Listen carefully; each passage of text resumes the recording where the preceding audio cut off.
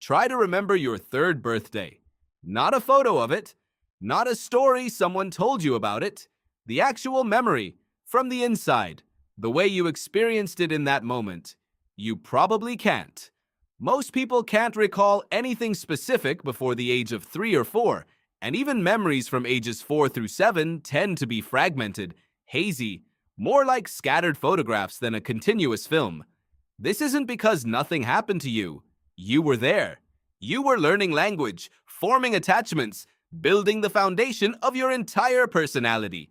Your brain was working harder during those years than it ever will again. And yet, almost none of it survived as conscious memory. This phenomenon has a name.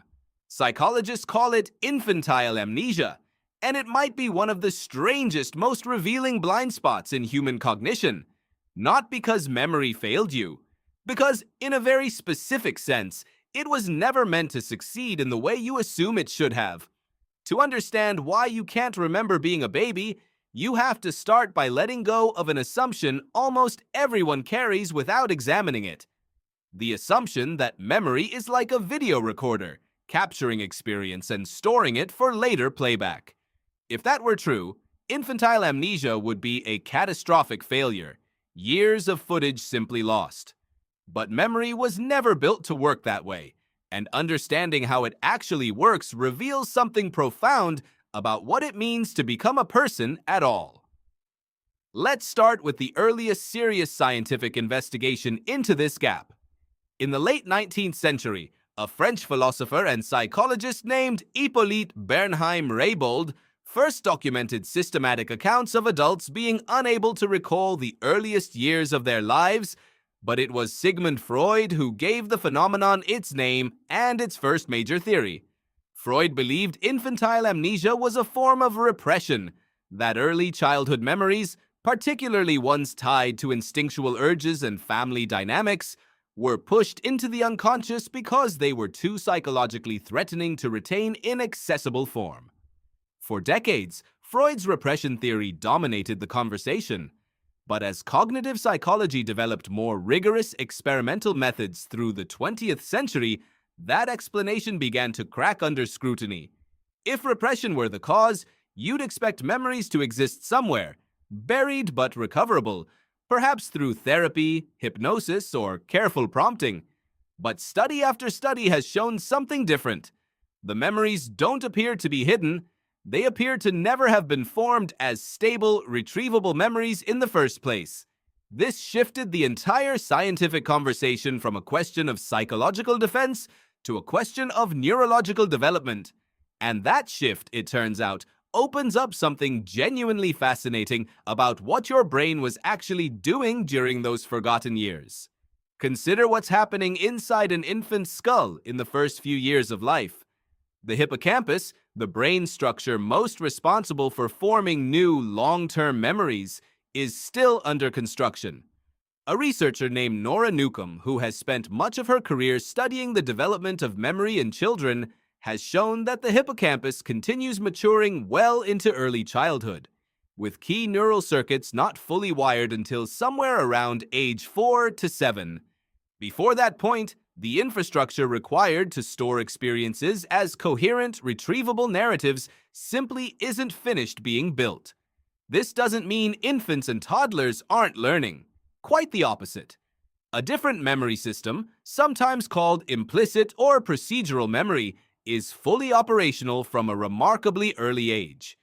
This is the kind of memory responsible for learning to walk, recognizing your mother's voice, developing a sense of trust or anxiety based on how consistently your needs were met. None of this requires the hippocampus in the same way that explicit, narrative memory does. Your earliest years shaped you profoundly, just not through memories you can consciously narrate. Think about that for a moment, because it's worth sitting with. The years you cannot remember are, by many measures, the years that mattered most in shaping who you became. Attachment researchers, building on the foundational work of psychologist John Bowlby, have found that the patterns of trust, security, and emotional regulation established in infancy ripple forward into adult relationships, adult coping mechanisms, even adult patterns of anxiety and self-worth. You are, in a very real sense, walking around every day as a living expression of experiences you have no conscious access to whatsoever. This is genuinely strange when you stop to consider it. Imagine if a building's entire foundation had been poured by a construction crew you never met, doing work you have no record of, and yet the height, stability, and shape of everything built on top of it depends entirely on decisions made during that invisible phase. That's roughly the relationship between your earliest years and the adult sitting here right now, listening to this sentence. But infantile amnesia isn't just about the hippocampus being unfinished. There's a second, equally important piece of the puzzle, and it has to do with something you might not expect: language. A researcher named Catherine Nelson has spent decades studying how children develop what's called autobiographical memory, the specific kind of memory that lets you construct a narrative about your own life with a beginning, characters, settings, and emotional through lines. Nelson's research suggests that autobiographical memory doesn't simply emerge once the hippocampus matures. It emerges through a social and linguistic process, largely through conversations between young children and the adults around them. Here's what that means in practice. When a parent talks to a toddler about an event, "Remember when we went to the beach and you found that shell and you were so excited?" They're not just describing something that happened. They're actively teaching the child how to construct a memory narrative. What details matter? How to sequence events? How to attach emotional significance to specific moments? Children who engage in this kind of detailed, elaborative conversation with caregivers tend to develop earlier and richer autobiographical memories than children whose caregivers use a more minimal, fact-only conversational style. This finding alone should reshape how you think about your own earliest memories, the few hazy ones that do survive. Some of what you remember from very early childhood may not be a direct recollection at all. It may be a memory reconstructed from being told the story repeatedly, photographs you've seen, family lore you've absorbed and subtly rewritten into something that feels like first-hand experience. Researchers studying this phenomenon, including memory scientist Elizabeth Loftus, have demonstrated repeatedly that human memory is far more reconstructive and malleable than most people assume, capable of incorporating outside information so seamlessly that the person genuinely cannot distinguish their authentic memory from a later addition. This raises an unsettling but fascinating question. How much of your earliest memory is actually memory? And how much of it is a story you've been told so many times that it now feels like something you witnessed yourself? Let's go deeper into the linguistic piece, because it explains something crucial about why the amnesia boundary tends to fall roughly where it does, somewhere between ages 3 and 4 for most people, though it varies meaningfully across individuals and even across cultures. Before a child has language, particularly the kind of complex, narrative-capable language needed to encode a sequence of events with a beginning, middle, and end, that child's experience of the world is fundamentally different from yours. It's sensory, emotional, immediate. A toddler experiences joy, fear, comfort, and frustration with full intensity, but without the linguistic scaffolding needed to file that experience away as "this happened, then this happened, and it meant this." Memory researcher Robin Fivish has argued that language doesn't just describe experience after the fact, it actively shapes how experience gets organized and stored in the first place. Without the right linguistic tools available yet, certain kinds of memories simply cannot be encoded in a form your adult brain would later recognize as a narrative memory. This is part of why infantile amnesia isn't a sharp cutoff but a gradient. As toddlers develop more sophisticated language between roughly 18 months and 4 years old, their capacity to form lasting autobiographical memories develops alongside it, gradually, unevenly, differently in every child.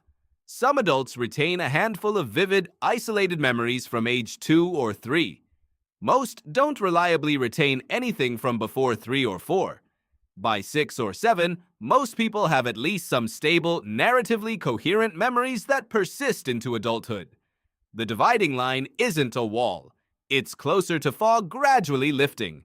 There's a related and genuinely strange research finding worth pausing on here. Studies looking at very young children's memory abilities in the moment, rather than asking adults to recall their own childhoods retrospectively, have found that toddlers and even infants can form and retain memories for surprisingly long periods, sometimes months. A child as young as 2.5 might accurately recall details of an event from many weeks earlier, if asked at the right time, in the right way. So the memories aren't necessarily failing to form in early childhood. Something else seems to be happening to them as the child grows older.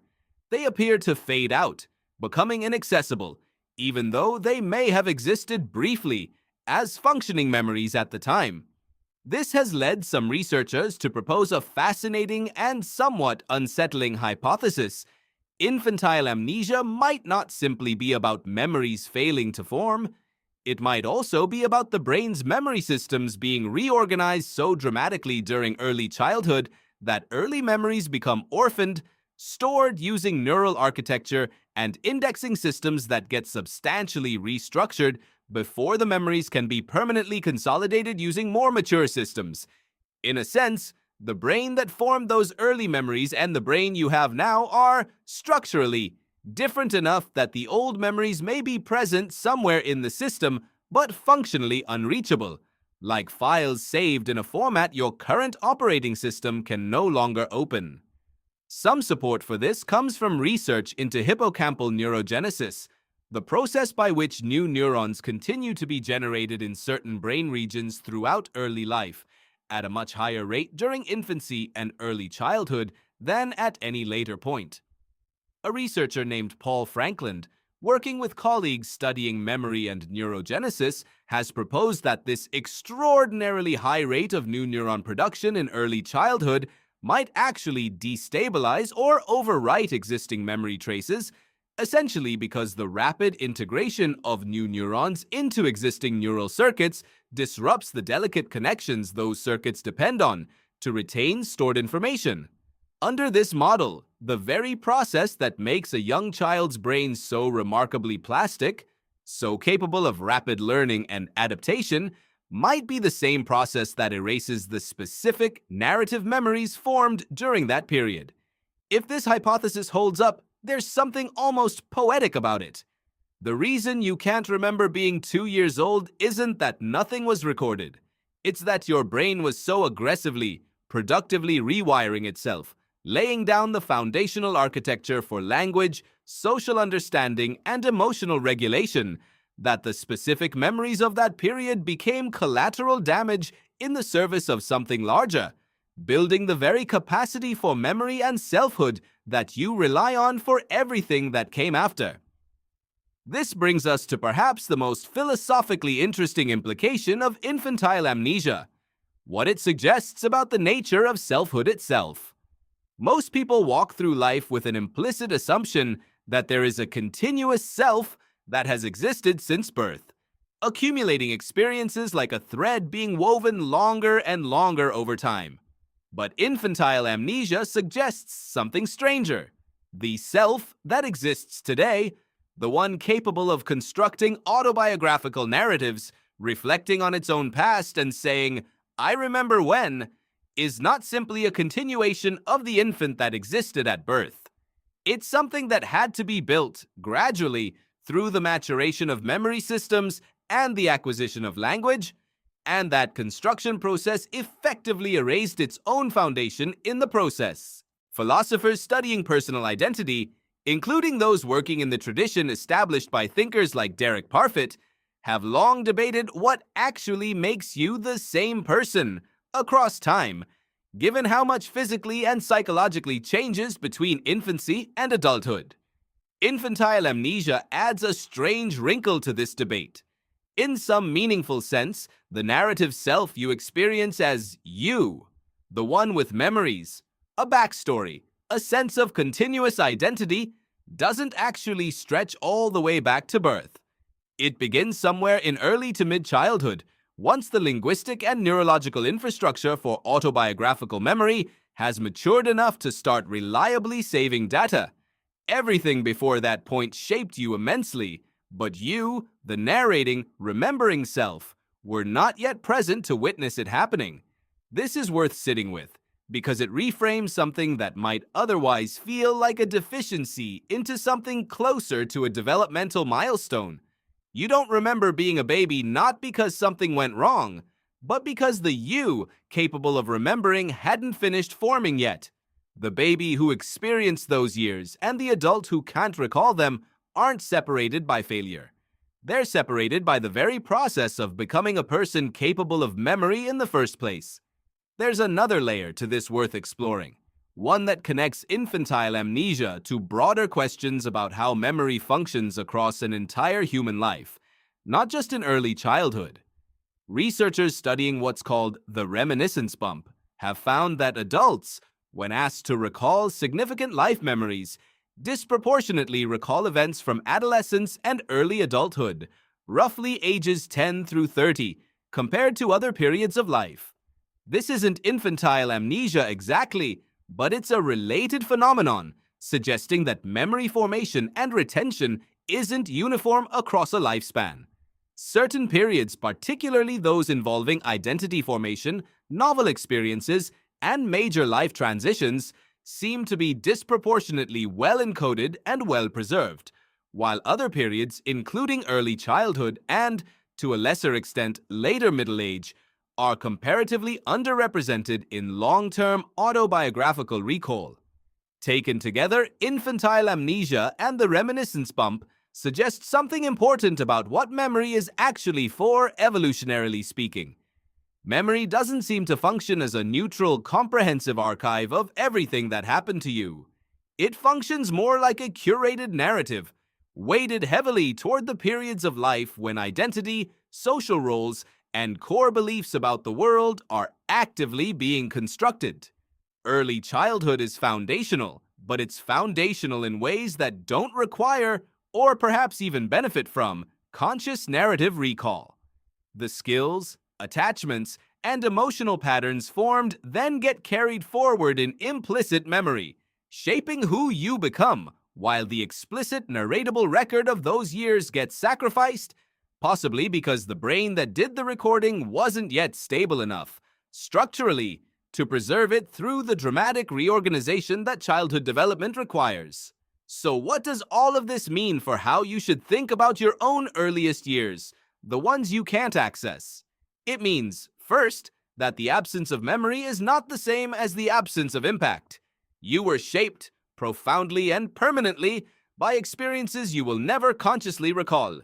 The tone of voice your caregivers used when you cried, whether your needs were met reliably or unpredictably, the emotional climate of your earliest environment.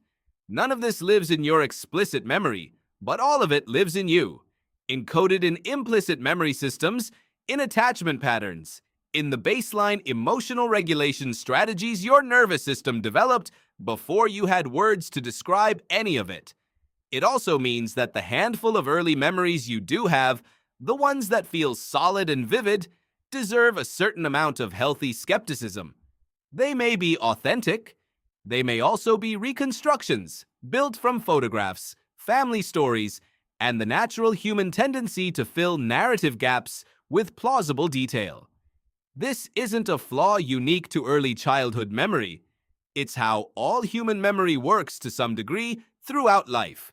But the earliest memories are particularly susceptible because they were formed, if they were formed at all, during a period when the very systems responsible for accurate encoding and stable storage were still under heavy construction. Perhaps most significantly, infantile amnesia offers a strange kind of reassurance about the nature of selfhood and continuity. The fact that you cannot remember being 2 years old doesn't mean that version of you didn't matter or that the years were wasted. It means the most important work of those years, building the neural and emotional foundation for everything that came after, happened in a form designed to be carried forward as capacity rather than content. You don't need to remember learning to trust, to form attachments, to recognize emotional safety, in order to carry those capacities with you into every relationship you've had since. There's something quietly profound in recognizing that the most foundational years of your life are, by design, inaccessible to direct recall, and that this isn't a failure of memory, but a feature of how a human mind comes into being. The brain that built you was not yet the brain capable of remembering itself being built, and by the time it became capable of memory, of narrative, of the ongoing story you now think of as your life, the foundation had already been poured, set, and built upon, ready to support a self that would spend the rest of its life constructing a story it could actually remember telling. So the next time someone asks you for your earliest memory, and you reach for that hazy, uncertain fragment, perhaps a kitchen, a specific toy, a moment of fear or delight you can't quite place in time, remember what's actually happening underneath that search. You're not failing to access a complete record that should be there. You're reaching toward the very edge of where the narrating self begins, the boundary where a baby who couldn't yet tell stories slowly became a person who could. Everything before that boundary still happened. It's still part of you. It simply lives in a part of yourself that was never designed to be told as a story, only lived, absorbed, and quietly carried forward into everything you would eventually become. Thank you for watching, and I will see you in the next video. If you find this video interesting, please consider subscribing for more content like this.